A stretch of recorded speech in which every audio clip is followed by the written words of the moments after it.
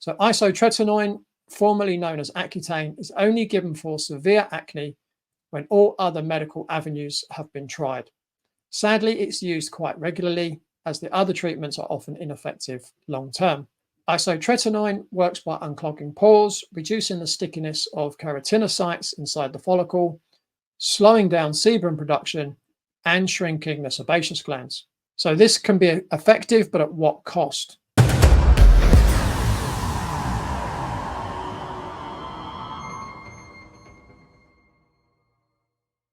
Welcome to episode 10 of series 2 of the Adult Acne podcast. And in this episode, I'll be answering your questions on spironolactone, Accutane, hormonal acne, female facial hair with acne, Vibramycin, and Epiduo. So here's the first question. My dermatologist has prescribed me with 50 milligrams of spironolactone for my acne spots. I'm on day 3 and I've got thrush, and I suspect it's from the medication. What's your experience with this medication? Does your skin get worse if you stop taking it? I'm thinking of stopping and going to see a naturopath. Thank you. Well, I think seeing a naturopath or a functional medicine practitioner or a nutritional therapist who has experience of successfully helping people get to the root cause of their acne and therefore helping them to overcome it for good is a very wise decision. Spironolactone, which is a heart medication, like most pharmaceuticals, does not eradicate the root cause of acne. So even if you are lucky and it reduces your acne, you would have to stay on it, for it to be successful.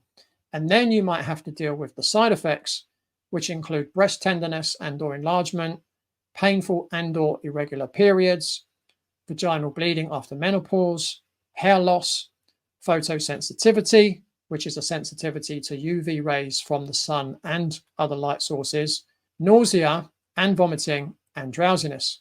Thrush, as I'm sure you're aware, is a fungal overgrowth.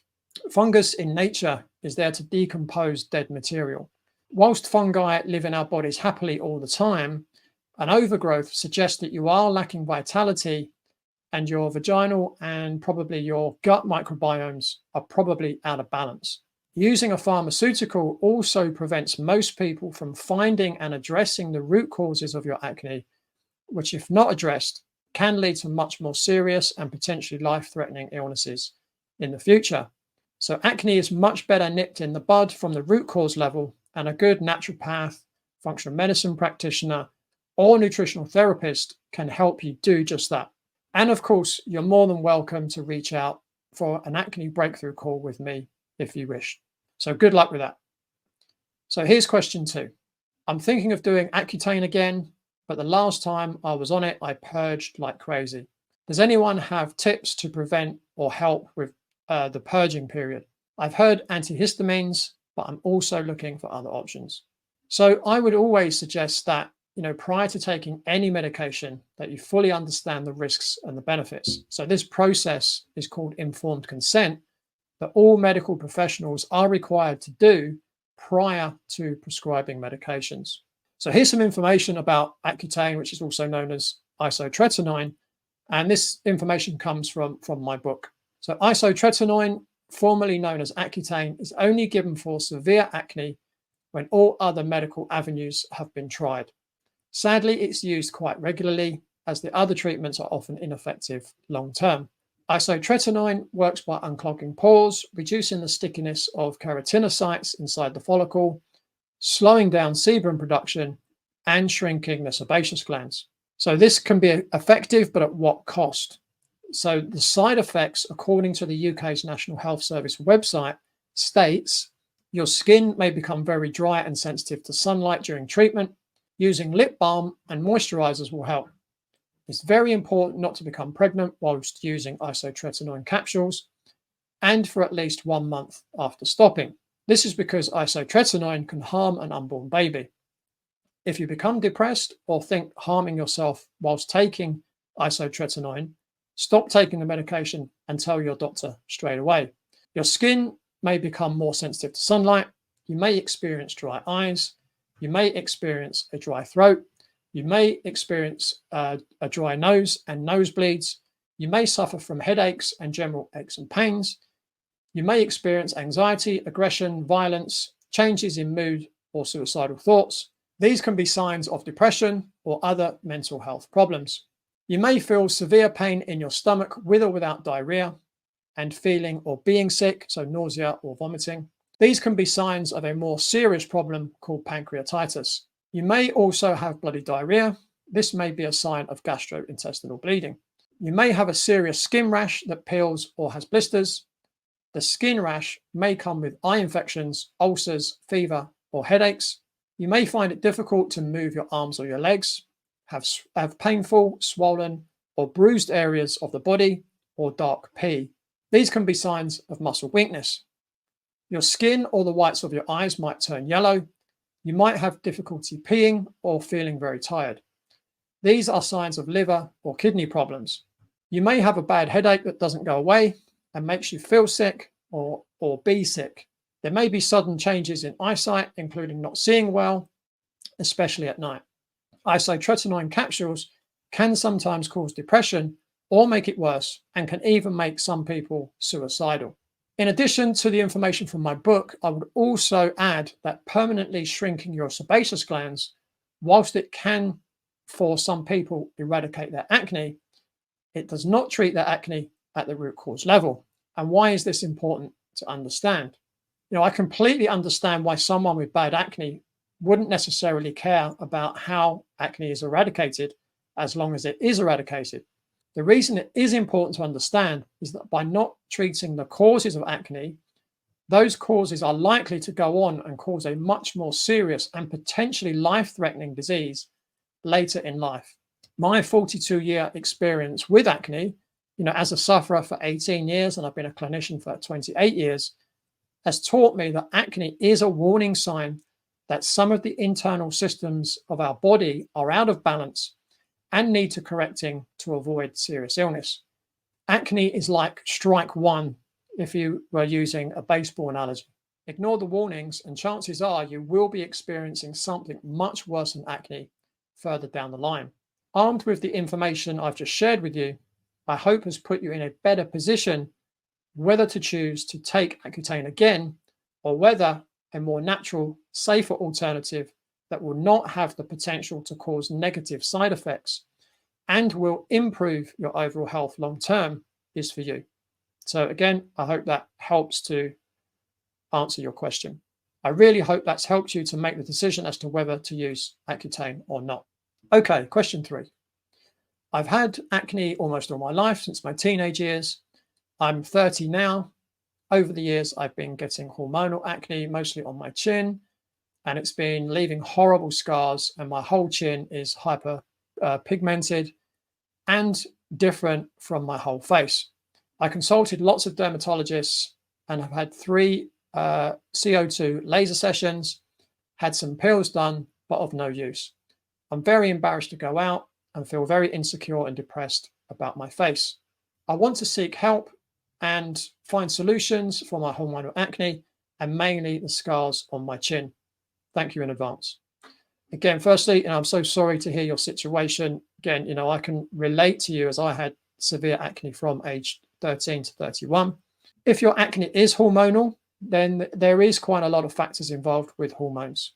So here are some of the things that can affect your hormones. So firstly, the foods that you eat, the quality of the foods that you eat, what you drink, the water that you use to drink, cook, and bathe in, anything you spray or put on your skin, your toxic exposure, and there are hundreds of thousands in today's world, your detoxification capacity, your gut microbiome, the amount of stress you're under, and how well you manage that stress, your sleep timings and your sleep quality, your exposure to 3G, 4G, Wi-Fi, and Bluetooth devices, dirty electricity. I could go on and on and on. Litsa was a 30-year-old professional woman suffering from severe acne and scarring. She was in utter despair and didn't know where to turn.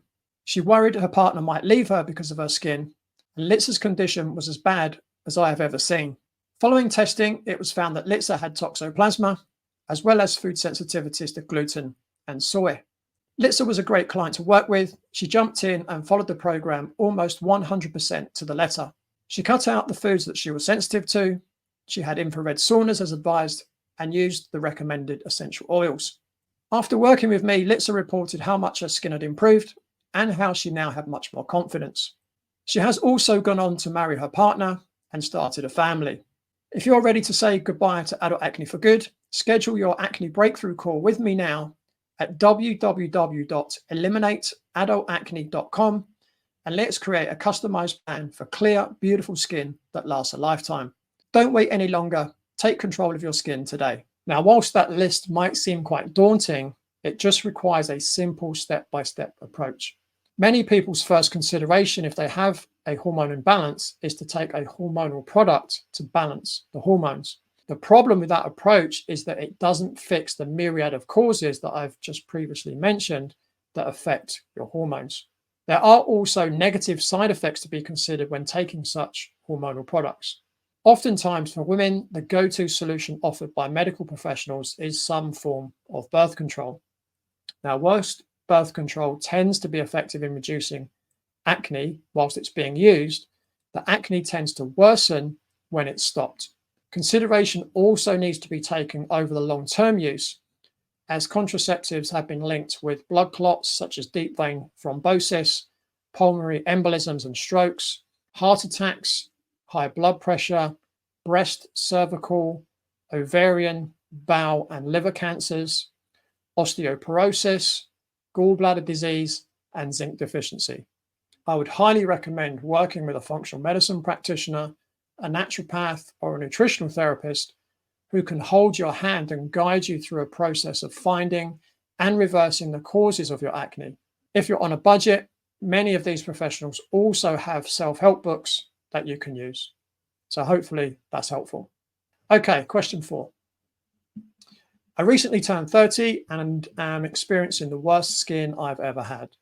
I feel my stress levels are extremely high during certain times or situations, which is influencing my skin. I'm also experiencing my scalp feeling very dirty even after being washed. I can't pop the pimples as they are so deep. I'm also growing tiny facial hair, which appears to be the same area as a beard would be. I have been trying different skin products, including strong and weak ingredients.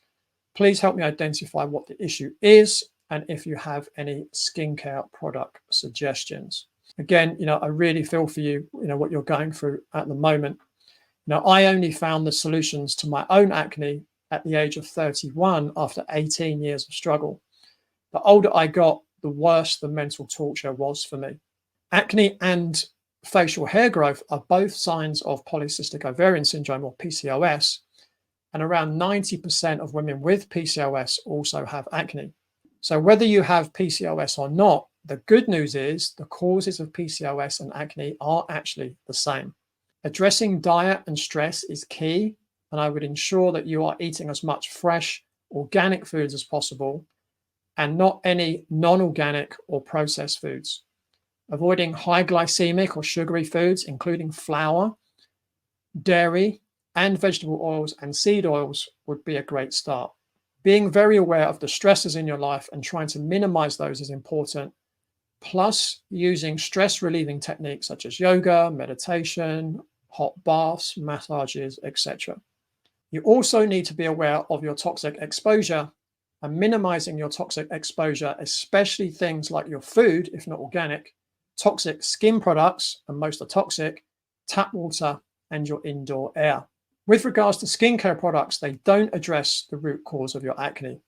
They can help reduce acne a little and make your skin look a little better, but oftentimes will be adding to your toxic load and preventing you from curing your acne. So I hope that's helpful to you. Okay, final question. Hi, do you have experience of using Vibramycin, which has been prescribed to my 14-year-old who hasn't been able to take pills, and so we moved to dispersibles instead. He has severe acne and is also using Epiduo. Again, I'm really sorry to hear about your 14-year-old son. I started getting acne when I was 13 and I was given antibiotics. My experience was that I had short-term improvement of my symptoms, just a few weeks, and then my acne got a lot worse than, before I started taking the antibiotics. And each time I went back to my doctor, his only solution was to give me a different antibiotic, including Vibramycin, which is also known as doxycycline. Whilst antibiotics can be effective in the short term, for some people, long-term use can be very detrimental to your overall health. So even if the antibiotics are effective, you must stop taking them long-term because it's not safe to continue using them. In almost all cases, the acne will bounce back once they're stopped. If antibiotics are used long-term, as I did, as well as not always being effective, they often make the acne worse. And they can cause antibiotic resistance and damage to the gut microbiome. Antibiotic resistance can cost you your life if antibiotics don't work when you need them, when you're in a life or death situation, like in a serious accident or you need surgery, for instance. As well as killing the Cutibacterium acnes, antibiotics also kill the commensal or beneficial bacteria that arguably play the most important role in our overall health. Almost all disease is linked to a dysbiosis or an imbalanced bacteria. Antibiotics leave the door wide open to pathogenic bacteria and fungi, which may also cause acne and many other diseases. Studies have shown that those who use topical and oral antibiotics are 3 times as likely to show an increase in bacteria in the throat and tonsils compared to non-users. Long-term use of antibiotics in acne treatment is also associated with an increase in upper respiratory infections and skin bacteria, and has been shown to affect blood sugar levels as well, which is possibly why antibiotics also lead to obesity. We need to be very aware of the potential consequences when we use antibiotics and carefully weigh up the risks and the benefits. I was also using benzoyl peroxide and salicylic acid, none of which helped and just made my skin dry, flaky, red, sore, and also was excessively greasy at the same time. And I was so scared to stop taking them because I thought it would make my acne worse. After 18 years of using these products, I stopped using all of them and healed my acne naturally in pretty quick time. Now, Epiduo contains benzoyl peroxide and adapalene. Now, benzoyl peroxide works as an antiseptic to reduce the number of bacteria on the surface of the skin. It also helps to reduce the number of whiteheads and blackheads and has an anti-inflammatory effect. Benzoyl peroxide is advertised as a 6-week treatment only and not meant to be used long term. Common side effects of benzoyl peroxide are dry and tense skin, a burning, itching, or stinging sensation, some redness and peeling of the skin, and permanent staining when it comes into contact with carpets. And I have to say, I experienced all of those symptoms when I was using it. Also, recent studies have also shown that benzoyl peroxide turns into benzene in the body, and benzene has been shown to be carcinogenic and has been shown to cause leukemia in children. The most common side effects of adapalene are skin irritation, such as redness, itching, burning, or stinging, or dry, flaky skin. I wish I knew when I was 14 what I know now. It would have saved me 17 years of suffering, plus a lot of money on treatments that not only didn't work, but seriously affected my overall health. When I finally started on the right path 24 years ago, I found out that I had a fungal infection that was almost entirely down to the antibiotic abuse inflicted on me by my doctor, and was also part of the cause of my ongoing acne. I would suggest starting by ensuring that your son is not consuming any foods or drinks that contain high glycemic or sugary ingredients, nothing made from flour, no dairy, and no vegetable or seed oils like canola, rapeseed oil, soybean oil, or safflower. I'm convinced that had I changed my diet when I was 13 or 14, my acne would have significantly improved and I would have led a very different life. So hopefully that's answered your question. Well, that's all for today's questions. Thanks for sending them in. And don't forget, you are more than welcome to reach out and claim an acne breakthrough call with me at www.eliminateadultacne.com. So that's it for this episode. Don't forget to send me your acne questions and make sure to join me next time for more great information on how to eliminate your adult acne on the Adult Acne Podcast.